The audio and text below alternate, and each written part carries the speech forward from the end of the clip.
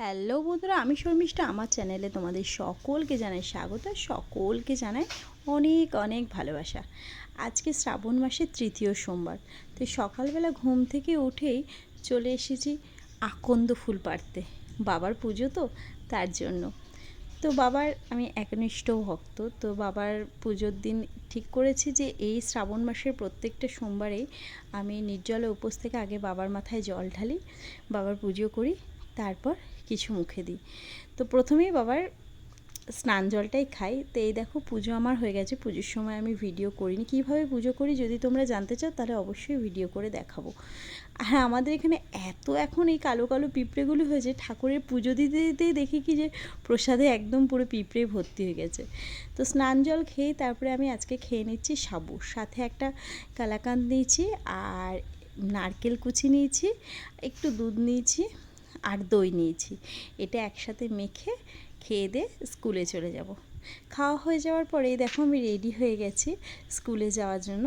আজকে একটা সবুজ রঙের শাড়ি পরেছি, আর তার সঙ্গে সাদা ব্লাউজ পরেছি, যেটা একটুও মানাচ্ছে না। আর এদিকে আমার হাজব্যান্ড নিয়ে বসে পড়েছে সুজি আর দুধ। আমার সাথে সাথে ও এখন দেখছি সোমবারটা করছে। তো ও আমি যেরকম পুজো দিই সেটা করে না, ওকে করে সারাদিন নিরামিষ খায়, সোমবারে কোনো আমিষ খায় না।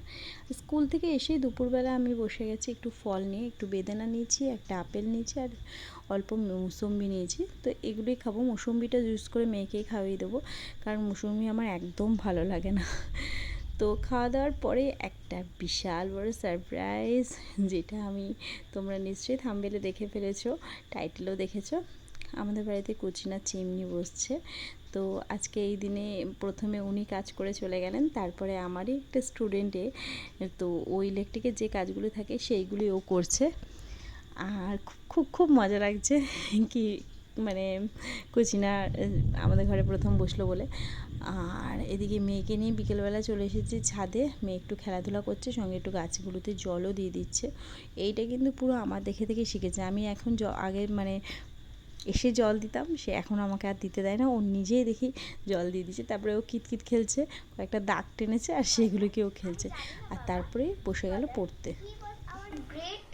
Poet Kazi Nazrul Islam, the author of the famous poem বিদ্রোহী, এটি আমাদের একজন মহান কবি Kazi Nazrul Islam. Then to write a paragraph on the Taj Mahal, তাদের শ্রেণীর শিক্ষক তাদেরকে একটি কাজ দিয়েছে। সেই কাজটি হলো তাদেরকে একটি রচনা লিখতে হবে, প্যারাগ্রাফ। তাদেরকে একটি রচনা লিখতে হবে তাজমহল নিয়ে। But Tarun does not know much about the Taj Mahal, কিন্তু তরুণ তাজমহল ব্যাপারে বেশি কিছু জানে না। মেয়ের এখন পরীক্ষা চলছে, আজকে বাংলা পরীক্ষা হয়েছে। বাংলা পরীক্ষা ও বলছে তো খুবই ভালো হয়েছে। কালকে ইংলিশ পরীক্ষা। তো প্রথমে আমি গল্পগুলো ওকে দিয়ে পড়িয়ে দিলাম, ও গল্পগুলো পড়ে নিল। তারপরে যে অ্যাক্টিভিটিগুলো আছে, না গল্পগুলো সব একসাথে পড়েনি, একটা একটা করে গল্প পড়ছে, আর একটা একটা করে অনুশীলনীগুলি করছে। তো অ্যাক্টিভিটিগুলো সব কমপ্লিট করার পর যত প্যারাগ্রাফ আছে সেগুলো করাবো। আর কালকে খালি ব্যাকরণ মানে গ্রামার পোর্শনটা পুরো দেখে, আর রাইটিংগুলো একবার করে বলবো যে দেখে নিতে, ব্যাস তারপরে চলে যাবো পরীক্ষা দিতে। ওদের আবার ফার্স্ট হাফে পরীক্ষা পড়েছে। তো একদিক দিয়ে যেন একটা ভালো শখ কি, আমার মেয়ে লিখতে ভীষণ ভালোবাসে, তো নাও তাই করুক। আর এই দেখো পড়ার মাঝখানে ওর দিদি ওর জন্য নিয়ে এসেছে কত কত টিফিন খাওয়ার। আর তারপরে মেয়েকে পড়ানোর পর উঠে চলে এলাম। আমার বর এদিকে মানে আমাকে চিমনিটা কীভাবে কী ইউজ করতে হয় সেটা প্রথমে আমি ট্রাই করছিলাম, তারপর আমার বর এসে আমাকে বুঝিয়ে দিল। তো আমি বুঝতে পারছিলাম না, এটা সেন্সারে এতটুকু বুঝতে পেরেছি যে সামনে হাতটা এভাবে দিলে সেন্সারে কাজ করে। লাইট জ্বলে উঠলো, তারপরে ফ্যানটাও দেখছিলাম যে কখনো হাই স্পিড যাচ্ছে, আবার কখনো মিডিয়াম যাচ্ছে, কিন্তু কোথা থেকে কি করতে হয় বা বাটামের কি কাজ আছে সেটা কিন্তু আমি জানি না।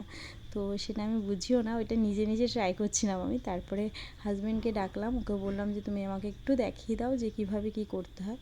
তো প্রথমে লোকটা যখন এসেছিলেন না, যিনি এনার কাজটা করে দিল, তো প্রথমে দেখিয়ে দিয়েছিল ওকে কীভাবে কী করতে হয়, তারপরে মনে হয় ভুলে গেছে ও। আমাকে দেখাতে গিয়ে দেখছি কি যে নিজে আগে একবার ট্রাই করে নিল, হ্যাঁ ভালো করে, তারপর আমাকে বোঝাচ্ছে যে এইভাবে সুইচ দিতে হবে, ওইখানে প্রথমে মেন সুইচটা দিতে হবে, তারপরে এভাবে হাতে সেন্সারে আস্তে আস্তে 1 2 3 করে করে স্পিডটা বাড়তে থাকবে, কীভাবে কী চালাবে, এখান থেকে হাওয়া বেরোচ্ছে, এখান থেকে এভাবে ইয়েটাকে গ্যাসটাকে টেনে নেবে, ওইগুলো ও বুঝিয়ে দিচ্ছিল আমাকে। তারপরে আমরা খাওয়া দাওয়া হয়ে যাওয়ার পরে আমার মেয়ের ছবি আঁকছে আমার হাজব্যান্ড। তো ভিডিওটা এখানেই শেষ করলাম।